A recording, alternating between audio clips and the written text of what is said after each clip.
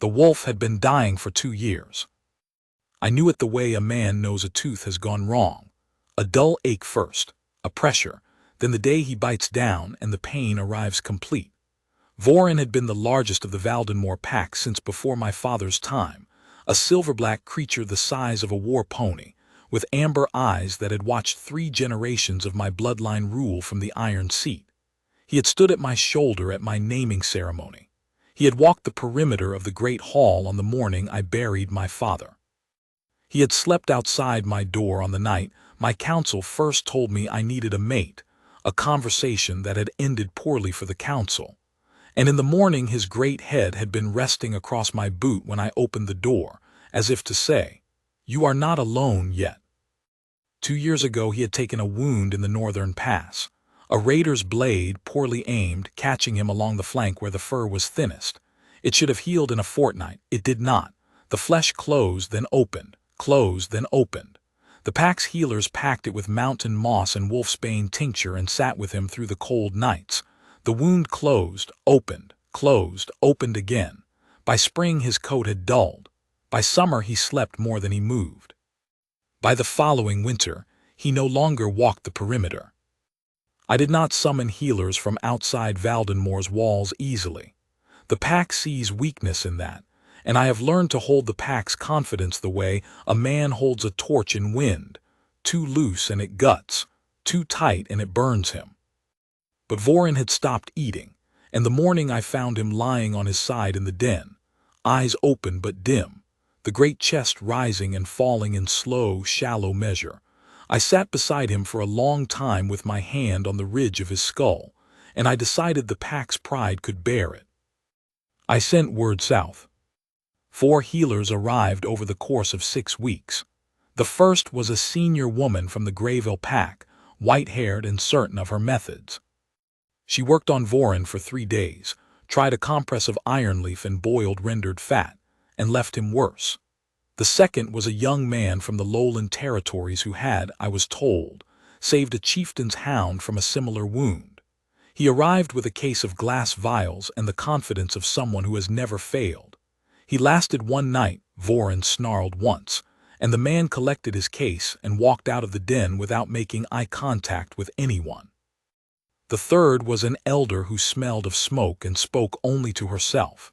She circled Voron for an afternoon, muttered something about too much mountain in the blood, and told me the wolf was ready to pass and that I should let him do so with dignity. I thanked her and did not let her back into the den. The fourth was a woman I did not choose. My steward, a man named Orvin who had served the hold since before I was of an age to know what stewards did, brought her name to me at the end of a long council session. I remember that I was standing at the window, watching the first snow of the season settle across the pine crowns on the northern ridge, and not fully listening to him because I was thinking about Voron. "There is one more name on the list," Orvin said, in the careful voice he used when he was uncertain of the reception. "Send whoever it is. She is not from any pack we have formal relations with. She's a traveling healer, lowland village stock, no pack affiliation, no ranking certification. My correspondent describes her as," he paused. I heard pages shuffling. "Unremarkable in manner, proficient with field wounds and animal cases.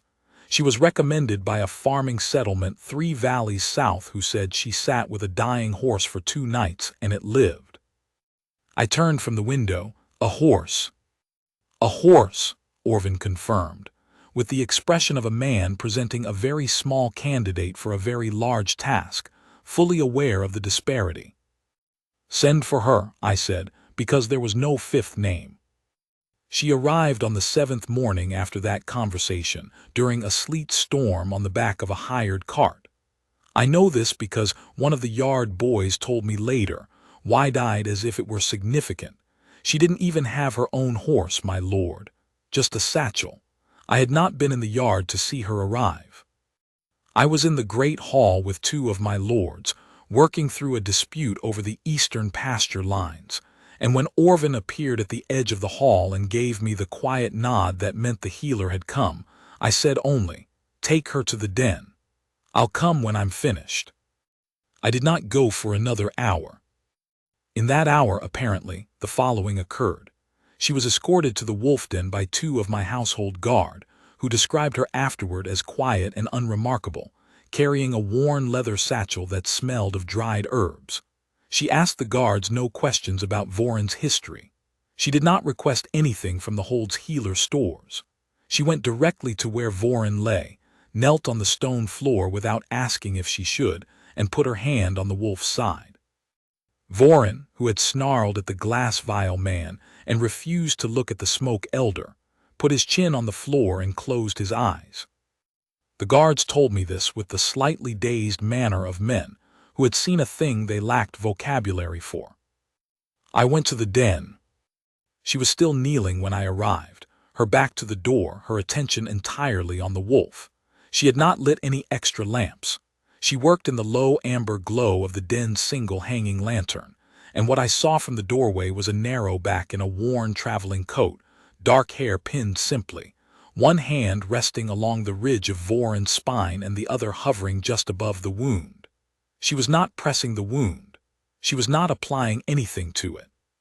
She was holding her palm perhaps 2 finger widths above the broken skin, perfectly still, as if listening to something through the air between her hand and the flesh.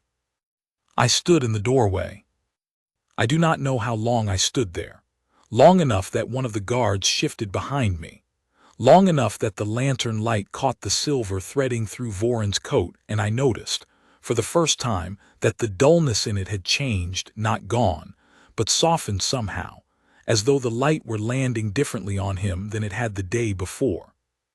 She said without turning, "He's been trying to close this for a long time. Whatever is in the wound is fighting him." Her voice was level, not apologetic, not deferential. The tone of someone reporting what they observe to whoever is in the room. 3 of the best healers in the Northern Territories have tried to close it, I said from the doorway. I know. She still did not turn. Her palm lowered a fraction, hovering now just above the wound's edge.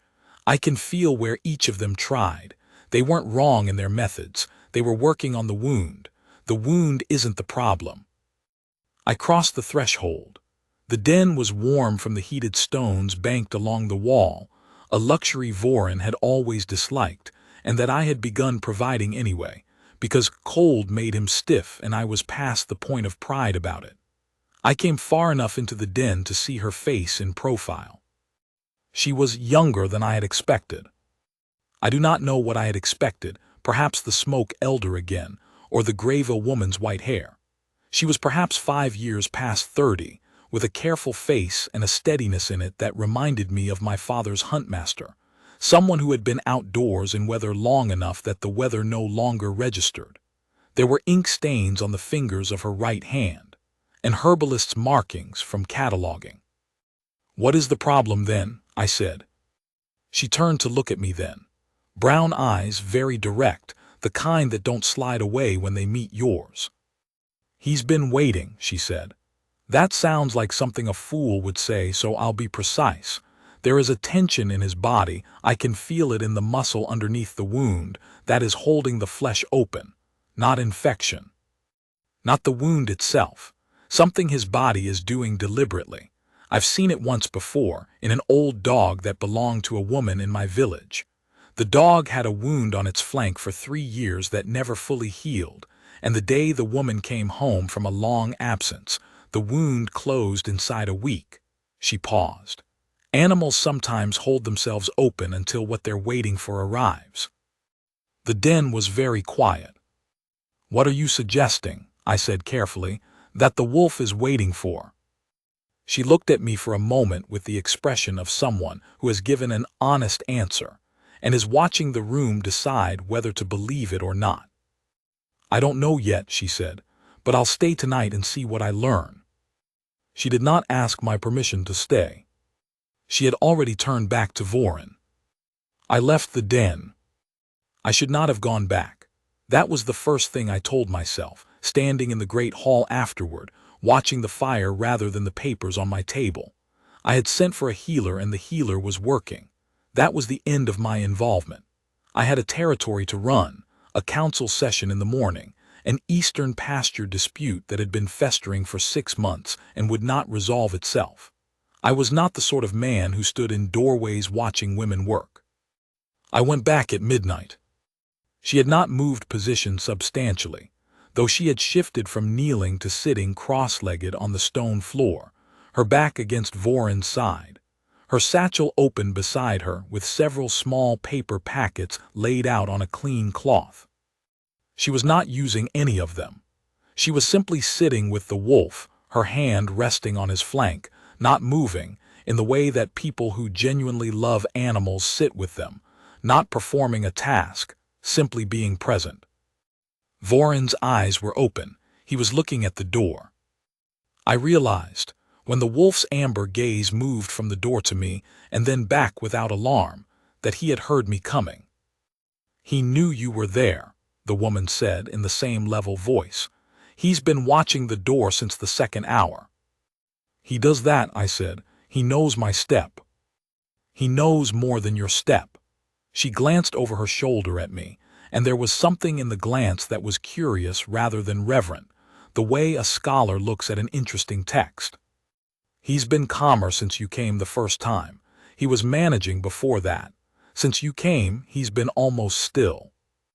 I came further into the den, as I had done the first time, and I sat on the bench against the far wall that I had put there 2 years ago when Voron stopped walking, and I began spending evenings in the den because I could not make myself stop. I had told myself it was because he was my bloodline's wolf, and a king does not abandon the emblems of his line. That was true. It was also true that he was old and in pain, and I did not want him to be alone. "You said you'd seen something like this before," I said. "In a village dog." "Yes." "The dog's wound closed when the woman came home." "Yes." "So you believe the wolf is—" I stopped. The sentence felt absurd coming from a man who had spent 7 years governing a wolf kingdom on the logic of evidence and record, a man whose counsel feared his precision. "You believe the wolf is waiting for something specific." She was quiet for a moment, not hesitating, thinking. "I believe the body sometimes knows things the mind refuses to name," she said. "That's not mysticism. That's what I've observed in animals over 15 years. They are more honest than we are. They don't argue with what they feel." She paused again, and the pause had the quality of someone choosing their words carefully, not because they are afraid, but because they want to be accurate. "Your wolf is not dying of a wound. He is very old, and the wound has given his body something to concentrate on while he waits. That is different from dying." I looked at Voron. His eyes had moved back to me. "What is he waiting for?" I said again. She turned fully to look at me this time, and she did not answer immediately, and in the pause the lantern made the only sound in the den, a small flutter of flame in a breath of air, and I felt something I could not have described precisely. A warmth that was not the heated stones, a steadiness behind the sternum that had no name. "I think you should stay a while," she said, "and we'll see what he shows us." Her name was Senna. She told me this the second night when I asked, because I had been calling her only the healer, inside my own head, and it had begun to feel imprecise. She said it without elaboration, without the last name and pack name and bloodline attribution that everyone else offered, as if she had grown accustomed to being only a first name in the rooms where she worked. She was from a lowland village I had never visited, a 3-day ride from the nearest Valdenmoor hold, in a valley that produced good grain and small, self-sufficient people who had learned to need very little from the larger kingdoms around them. She had learned her healer's work from her grandmother, who had been the village's animal keeper for 40 years. She had no mate, she said, when I asked, not with sorrow, but in the direct way she said most things, as if it were simply a fact she was reporting. "That surprises you," she said. "It doesn't," I said, which was not entirely true. She was, I was noticing, in the way that is difficult to stop once it starts, a woman who would not have gone unremarked in any room if the room were paying attention. Not in the way of the women my counsel had brought to my hall over the years, the highborn with their careful dress and their careful words and their awareness of being seen. In the way of something that is exactly what it is, with no performance around it. She was gentle in the way that is a form of strength. I had watched her over 2 nights handle Voron's wound with a steadiness that did not waver when he flinched, with a patience that did not thin when the hours grew long. She did not perform gentleness. She simply was it. "It does surprise you a little," she said, with the faint trace of something that was not quite a smile but was adjacent to one. "Everyone has a reason," I said. "I've been traveling," she said. "It's difficult to build a life around someone when you are always in the next valley. Animals need healers wherever there are animals, and there are animals everywhere." She was quiet for a moment, her hand on Voron's flank. "I've been told I'm easier to be around for a week than a year." "Who told you that?" "A man I used to know," she said, without heat or self-pity, the way one reports something that occurred in a previous season. "He wasn't wrong. I'm very peaceful to be around when there's a crisis to manage. When the crisis passes, I'm told I become particular." "Particular," I said. "I notice things," she said. "I say what I notice. Some people find that restful, others find it inconvenient." I should record, been telling myself since the first night that I was returning to the den to monitor the healer's progress, as any responsible pack lord monitors the work being done in his hold. This was the kind of reasoning that holds for approximately 1 night before it becomes transparent. By the 3rd night, I had stopped constructing reasons and simply went. Voron was better. Not healed. I had been careful not to use that word because I had used it before with healers who had given me the word too easily. But better. The wound's edges had begun, for the first time in 2 years, to show new tissue rather than ragged retreat. He was eating again. Small amounts from her hand, which was how the improvement had begun. She had offered him a piece of dried meat from her satchel on the 2nd night with the same unhurried steadiness with which she did everything, and he had taken it with a care that was, from Voron, the equivalent of a bow. On the 4th night, I arrived at the den to find him standing. Not for long.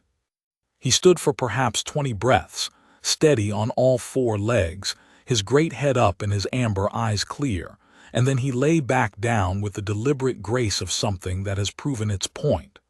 But he had stood. In 2 years I had not seen him stand. She was smiling, the full version this time, not the adjacent one.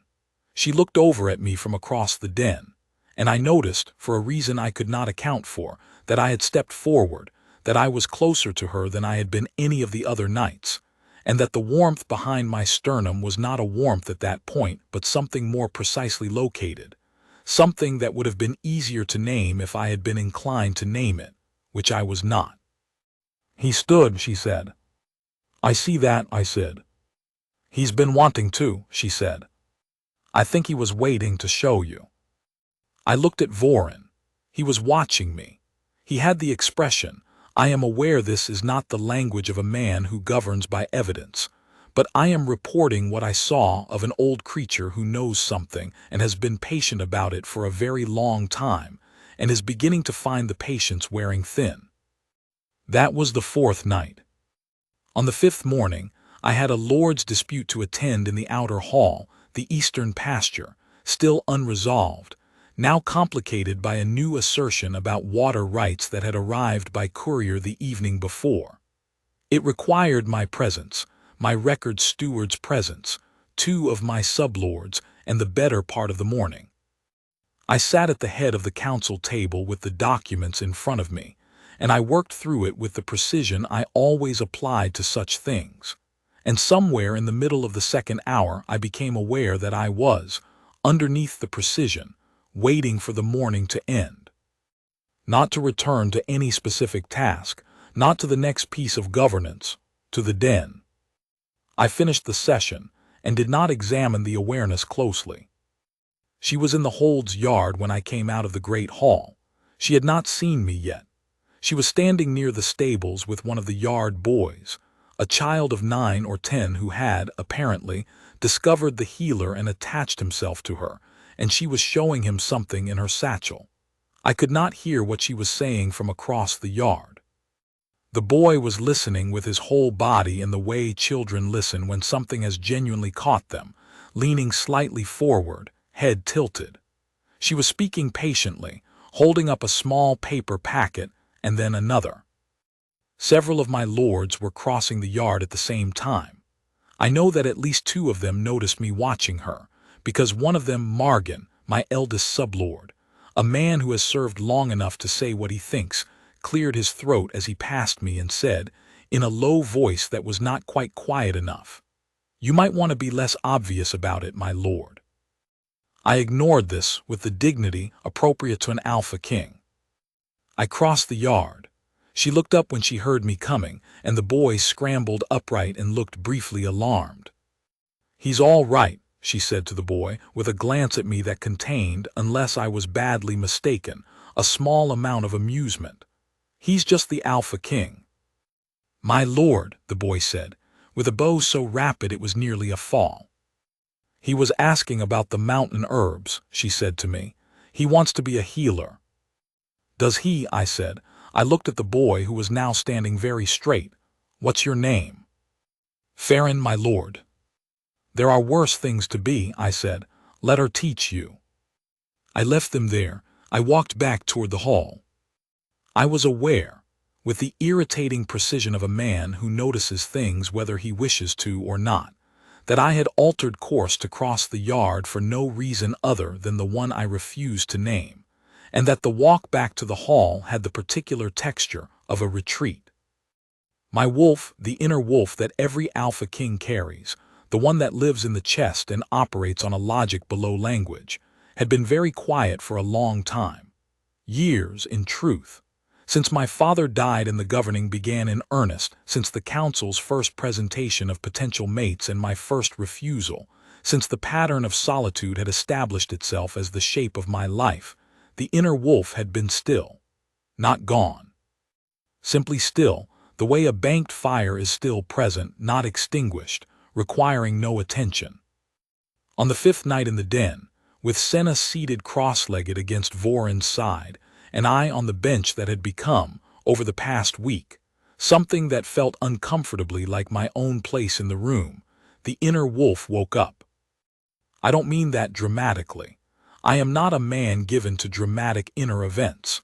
I mean that a thing that had been still was no longer still, and that the direction of its attention was unmistakable. She was reading. She had produced a small, dense notebook from her satchel, the same one, I assumed, that held the herb cataloging notes, and was reading by the lantern light with the same complete attention she gave everything else. She had not spoken in 20 minutes. Neither had I. The silence between us had, over the past several evenings, acquired the quality of a comfortable thing, which I found unusual. I was not, as a rule, easy in silence with other people. Silence in my hall meant either crisis or awkward deference. With her it was simply the room, the lantern, the wolf's breathing, and 2 people who did not feel required to fill the air with words. The inner wolf turned toward her the way a wolf turns toward a fire in cold weather. Not urgently, inevitably. I sat very still. Voron raised his head and looked at me. This had happened before, the wolf attending to me at moments of internal shift, as pack wolves do, reading the body's tells. But this time he did not simply look. He made a sound I had not heard from him in a very long time, a low, rolling sound, almost below hearing, that was not distress and was not warning. It was the sound he made when something was as it should be. She looked up from her notebook. Her gaze went to Voron first, then to me. "He sounds different," she said. "Yes," I said. She held the gaze for a moment. The lantern flickered. She looked back down at her notebook, but after a moment she closed it. "I should tell you something," she said, to the notebook, or to Voron, or to the general air of the den. "And I want to be accurate, so I'm going to say it simply." "All right," I said. My hands have been, there's a warmth in them when I work on your wolf that is different from the usual warmth. It's been there since the first night. I know what the usual warmth is. It's the body's response to contact, the blood rising to a surface. This is different. It comes from deeper. And in the past 2 days it has. She paused. And for the first time in all our conversations, she chose her words not with precision but with the careful slowness of someone approaching something they do not fully have language for. It has a direction. It feels like it's reaching towards something, and the something is not the wolf. The den was very quiet. "What does it feel like?" I said, and my voice came out more carefully than I intended. She looked up at me. The lantern was between us and her face was half in amber, half in shadow, and her eyes in that light were not brown but something darker, something that held the reflection of the flame. "Like finding a word for something you've been trying to say for a long time," she said. "Like," she stopped. Her gaze dropped to her hands, both resting on her knees now, and she turned them palms up in the light, and I saw it before either of us said anything. On her left wrist, along the inner surface where the skin is thinnest, a mark silver pale in the shape that every Wolf Kingdom child learns before they learn their letters, the double curve of the mate bond, the mark that forms when the fated bind. Old stories, pack lore. The kind of thing the council brought up when they were trying to soften my resistance to the marriage proposals. The bond is real, my lord. The mark appears when the time is right. I had believed it the way I believed most old stories, respectfully, at a distance, as something that happened to people in other eras. The mark on her wrist was not a story. It was there, silver and new-formed, the skin around it warm to the look of it, and she was staring at it with the expression of her most precise professional attention, as though it were a wound she needed to assess. I held up my own wrist. The same mark, the same silver, the same new warmth glowing under the skin. Vorin made the sound again, the low rolling note that was not distress and was not warning. He put his great head down on the floor and closed his eyes, and I understood, with the clarity of something I should have understood much earlier, that this was what he had been waiting for. Not for me alone, not for her alone. For this moment when both marks woke in the same room, when the bond completed itself and the waiting could end. The silence lasted a long time. Neither of us moved. She broke it because she was who she was. "Well," she said, "that's—" She stopped. "Yes," I said. "That's not something I was expecting," she said. "No. I should tell you," she said, and I heard in her voice the particular quality of someone working very hard to be honest under difficult circumstances, "that I've been told I become inconvenient after the first week." "You've told me that," I said. I thought it bore repeating given the circumstances. "Senna," I said. "Yes. I have been returning to this den every night for a reason I was not prepared to name," I said. "I am not particularly good at not naming things as a rule. I govern by language, by precision and record. I am going to name it now." She waited. "You are the one my wolf has been waiting for," I said.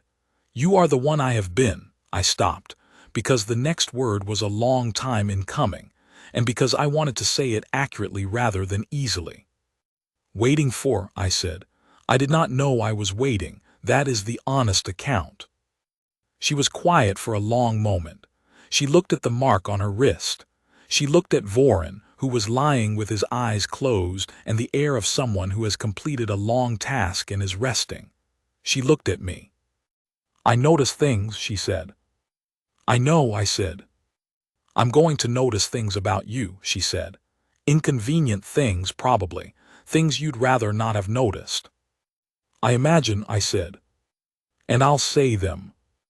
"I would prefer that," I said. "I've spent 7 years being handled carefully by people who don't say what they see. I find it exhausting." The faintest version of the smile, not the full one, not yet, but the adjacent one. "All right," she said. "Then I'll stay." It was not, I want to be clear, that simple. Nothing in the governing of a wolf kingdom is that simple, and the morning came with the full weight of everything the morning always brought.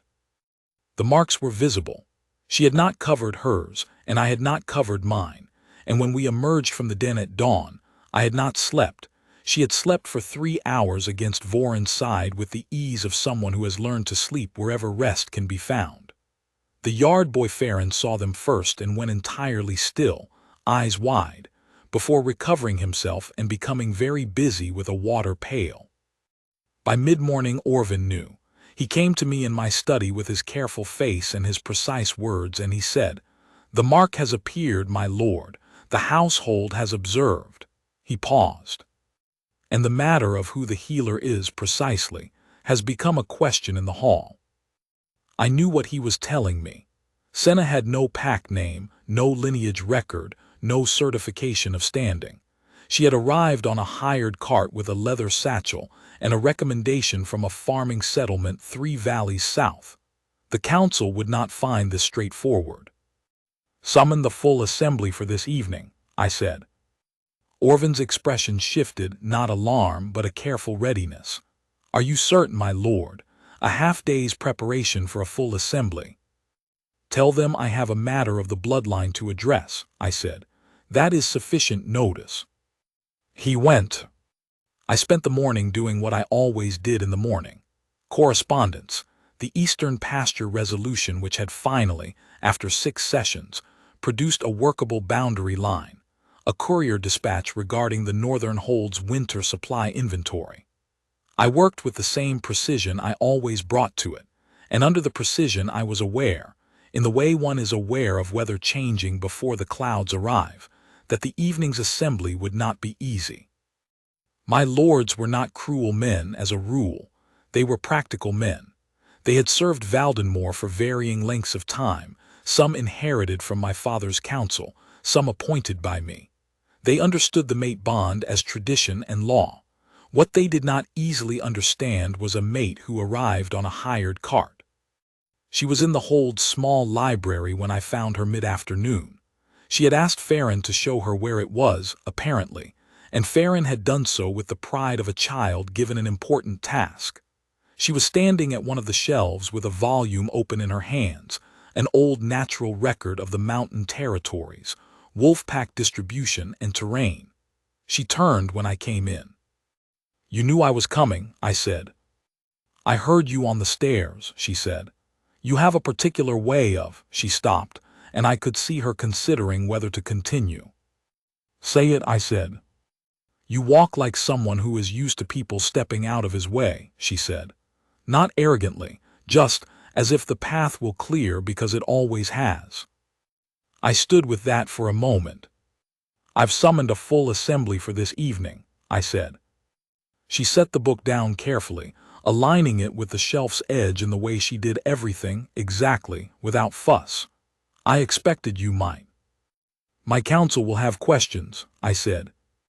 "I imagine they'll have objections," she said. "Questions implies curiosity. What you're describing sounds more like concerns." "That's accurate," I said. "What do you need from me?" she said, which was the question of someone who does not make everything about their own comfort. I looked at her for a moment. She was wearing the same traveling coat she had arrived in, which had been cleaned at some point in the past 2 days, Farron's doing, I suspected. She was precisely herself.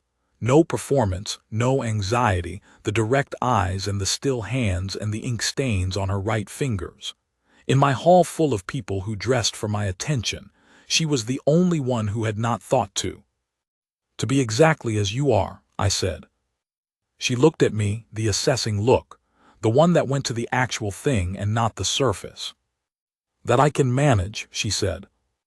The great hall of Valdenmoor Hold was built for assemblies. High stone walls, iron lanterns hung in long rows from the beamed ceiling, the Valdenmoor Iron Wolf standard above the head seat, the Lord's bench to the right and the senior household to the left. My father had held assemblies here for marriages, for territorial declarations, for the naming of new bloodlines. I had held assemblies for governance decisions, for the resolution of serious disputes, once for the public acknowledgement of a betrayal in the Eastern Subhold that required the record to be clear. I had not held an assembly for a mate bond declaration before, because I had not expected to, not like this. The hall was full, not my entire territory. The assembly was the hold's lords and senior household, perhaps 60 people in the long winter evening, their faces lit by the iron lanterns. Senna stood to my left, near enough that I could see her face in profile. She was looking at the assembled company the way she looked at everything, with the direct attention of someone gathering information. Lord Margan spoke first as the eldest. This was protocol. "My Lord King," he said in the formal voice, "the mark is visible to the assembly. Will you name the bond?" "I will," I said. "The bond is between your lordship and—" He paused, and the pause was precise, the particular weight of a man choosing his words in public. "The healer who arrived in answer to your summons regarding the wolf's illness." "Her name is Senna," I said. "She is a healer of 15 years' practice, trained by her grandmother, and she is the reason Vorin is standing." There was a shifting in the hall at that, not protest, but the physical movement of 60 people taking in significant information and adjusting their balance around it. Lord Darren, my youngest sublord and historically the one most likely to say the thing others were thinking, said, "She carries no pack name, my lord, no lineage record." "No," I said. "The Assembly's custom." "The Assembly's custom exists to serve the pack," I said. "It is not the pack's master." I looked at Darren directly, which had, in 7 years of governance, been sufficient to clarify most things. The bond is not a matter of custom. The bond is the bloodline's own recognition. It has appeared on both wrists. The pack law is clear. "The pack law acknowledges the mark as primary," Darren said, and I heard in his voice the careful quality of a man adjusting his position without abandoning it entirely. "I don't contest that, my lord. I'm raising the matter of the formal record. The record will reflect her name and her profession and her village of origin and the date on which the bond appeared," I said. "If the assembly requires additional documentation, Orvin will arrange for the farming settlement 3 valleys south to send attestation of her character. They sent a recommendation.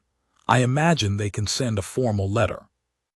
There was a small, stifled sound from somewhere in the senior household. I suspected it was Farron, who was technically too young to be at the assembly, but who had apparently stationed himself near the back of the hall on the principle that no one had specifically told him not to. Margan cleared his throat. "My Lord King, the bond is the pack's first law. No one in this hall contests that. I think what the assembly wants to understand," he paused, choosing carefully, "is whether this is a bond that your lordship has confirmed." He meant whether I had run from it, whether the mark was something that had appeared and that I was presenting to the assembly as an obligation rather than a choosing. I looked at Senna. She was looking at me, the direct look, the one that went to the actual thing. She had the stillness that I had come to understand, over 5 nights in the den, as her particular form of strength, the stillness of someone who does not perform their feelings and does not spend their energy managing other people's perceptions of them. She was standing in a room full of people who held her future in their opinion, and she was not afraid. She was watching me precisely, the way she watched the wolf, with the full patience of someone who waits for the true answer rather than the expedient one. "This is a bond I would have chosen," I said to the assembly, "if I had known choosing was available to me. I spent 7 years being told what I needed and refusing it because what I was offered was not this. What I have found is not what I expected, in form, in origin, in character." I paused. "She is the opposite of everything my counsel has presented to me, and she is the only one who has made sense." I held the pause one more moment, because I wanted what I said next to be on the record, precisely. Valdenmore's Alpha King does not bond under compulsion. He bonds because the wolf and the bloodline and the man are all in agreement, and they are rarely in agreement at the same time. They are in agreement now. The hall was very quiet. Morgan said after a moment, "And the wolf?" "The wolf is standing," I said. "For the first time in 2 years. You may go to the den and see for yourself if the assembly requires it." Another silence, the kind that has weight in it, the kind that precedes a shift. Darren said quietly, "The bond is the pack's first law." And the senior household, beginning with Orvin on the left side of the hall, bowed. Not the formal court bow, the pack bow, the one with the head inclined to the right, the one that acknowledges the bloodline. It moved through the room in a slow wave, lord by lord, senior household by senior household, until the hall was full of bowed heads. Senna was the only person in the hall who had not bowed, because she was the one being acknowledged. I watched her register this, the small shift in her face that was not surprise exactly, but a kind of recalibration, the adjustment of someone who has moved through the world for a long time expecting to be unremarkable, and has arrived at a moment that contradicts that entirely. She did not perform gratitude. She did not cry or look at the ceiling or press a hand to her chest.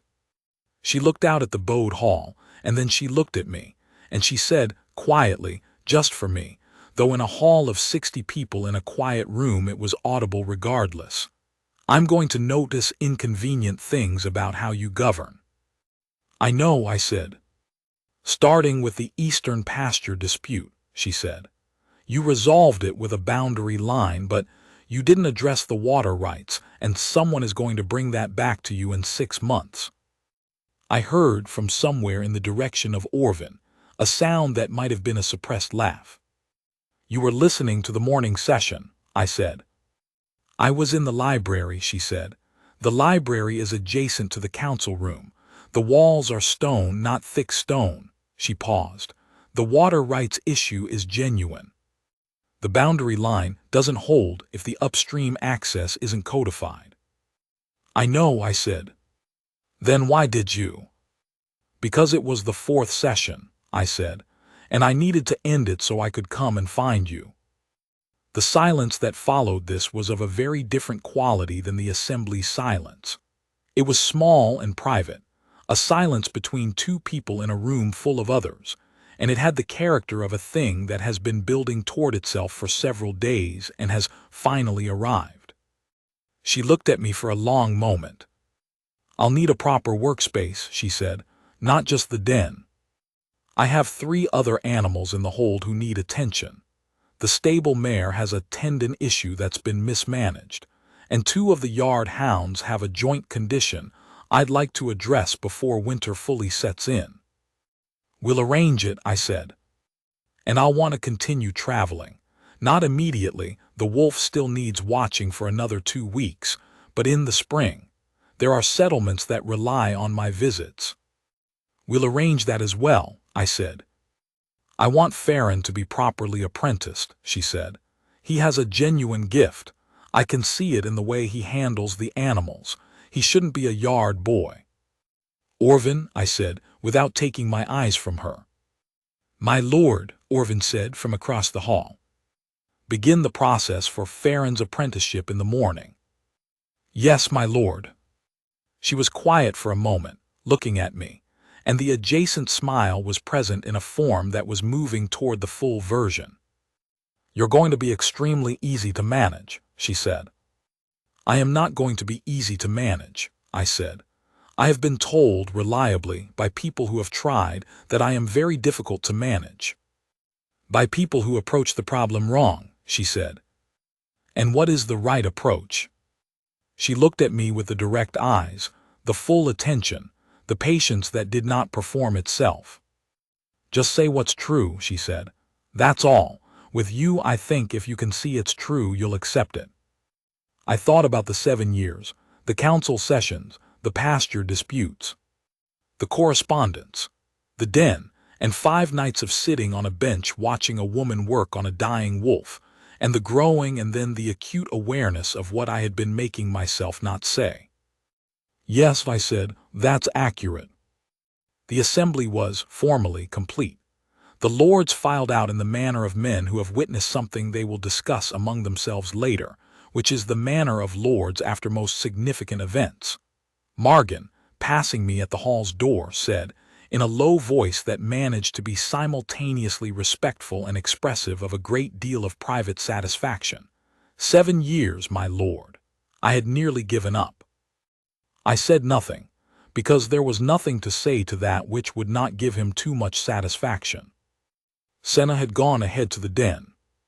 When I arrived, Vorin was standing again, for longer this time, a sustained stand, his great head at its full height, the amber eyes clear.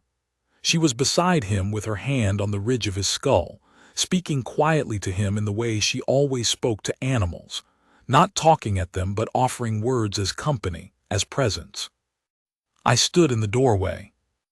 I had stood in this doorway before with the awareness of not wanting to announce myself. This time I made no effort to be quiet. I let my step land as it always did, with the weight of a man who expects the path to clear. Vorin's ears moved toward me. He did not look at the door, he looked at her, and in the amber gaze was something that I recognized now as what it had always been, not a wolf watching a visitor. A wolf watching the completion of something he had been holding in place for a very long time. He wants you to see, she said without turning. He's been waiting to show you properly. I crossed the den and stood beside her, and Vorin's great head turned toward me and rested, gently, with the measured weight of something very old and very certain, against my shoulder. The way he had stood at my shoulder at my naming ceremony. The way he had done it all my life, since before I was old enough to understand what it meant. She said very quietly, "He's saying you're both accounted for." I put my hand on the ridge of his skull. The wound on his flank was not gone, not yet, perhaps not for another week or two, but closed, clean-edged. New tissue, pink and certain, the kind of healing that holds. We stood like that for a while, the three of us. The lantern made the only sound. Outside, the first real snow of the winter was beginning. I could hear the particular silence that snow makes when it falls in earnest, the muffling of the yard sounds, the settling of the cold. Valdenmoor Hold in winter has a particular quality of solitude that I had spent 7 years living inside, alone, without troubling myself to question whether solitude had been a choice or simply the easiest shape for a life that hadn't yet found its other half. It had found it, on a hired cart in a sleet storm with a leather satchel and ink-stained fingers, and the habit of saying exactly what she saw. She noticed things. She was going to notice things about me, the particular walk, the unaddressed water rights in eastern pasture disputes, the 7-year habit of doing everything alone, because it was simpler than allowing anyone close enough to be inconvenient. She was going to say what she noticed, without performance, without apology, with the exact precision of a woman who has been noticing things her whole life, and has learned that honesty, even inconvenient honesty, is always the kindest method. I had governed alone for 7 years, and I had done it well, and I had been, in the space inside my own chest, very tired. Vorin was standing. She was beside me. "I need to tell you something," I said. "All right," she said. "I don't find you inconvenient," I said. "I find you the opposite. I find that every room I have been in for the past 5 days has been easier in proportion to how close you were." She was quiet for a moment. I could feel her considering this with the same careful precision she brought to everything. "You don't find me inconvenient yet," she said. "I find the water rights point well taken," I said. "That is not inconvenience, that is good governance." The full smile arrived. I had been watching for it for 5 days. The full version, and it was, I will record without embarrassment, exactly as worth waiting for as I had suspected. "I'll need to go back to my village in the spring," she said, "to let them know. I have responsibilities there, families I visit, a sick elderly man who needs a healer monthly. I can't simply vanish from a place, because I've bonded with an alpha king." "We'll go," I said. She looked at me, the assessing look. You would come to a lowland farming village, she said. The Alpha King of Valdenmoor. The Alpha King of Valdenmoor goes where his mate goes, I said. She looked at Vorin, who was standing with his eyes half closed, deeply and evidently unconcerned with any of this, having completed his work. He's going to be all right, she said. A few more weeks and the wound will be fully closed. He's old, he'll sleep more, move less. But the tension is gone. He was holding himself open, waiting for the bond to find its place. He doesn't need to hold any more. No, I said, neither do I. The lantern, the snow, the wolf standing. She turned her face up toward me, the direct eyes in the amber light, and I understood with the full clarity of a man who has spent 7 years governing by evidence that this woman, this room, this wolf, this mark on both our wrists, was not something that had happened to me. It was something that had been approaching for a long time, across years and miles in one hired cart in a sleet storm, and the only thing required of me now was to stop arranging reasons not to step toward it. I stepped toward it. Valdenmoor has never had a Luna who travels with a leather satchel, I said. Then it's overdue, she said. She'll want a proper workspace, I said. A stable mare with a tendon issue and 2-yard hounds with a joint condition. An award for Farron, she said. He should have a proper room if he's going to be an apprentice. And the water rights in the eastern pasture. First thing in the spring, she said. First thing in the spring, I agreed. Vorin made the sound low, rolling, the one below hearing, the one that means something is as it should be. He lowered himself to the floor with the deliberate grace of the very old and the very settled, and he put his great head on the floor between our feet, and he closed his eyes. That is where I will close the account, not in the assembly where the Lords bowed and the record was made. Not in the formal words, the public naming, the governance of what followed the spring journey to her village, the settlement's bewildered welcome of an Alpha King on horseback, the formal documentation of the bond, the eastern pasture water rights. She was correct entirely, and the revised codification held through 3 subsequent disputes. Not in any of the large, public architecture of a life made together. Here instead, the lantern, the snow outside, the wolf sleeping between our feet, and Senna, still in her worn traveling coat, still with the ink on her right hand, standing in the den of Valdenmoor Hold with the full smile and the direct eyes, exactly as she had always been, exactly as she would always be. The antithesis of everything I had been offered. The only thing, as it turned out, that had ever been mine. The wound had been waiting to close. I had, it seemed, been waiting rather longer.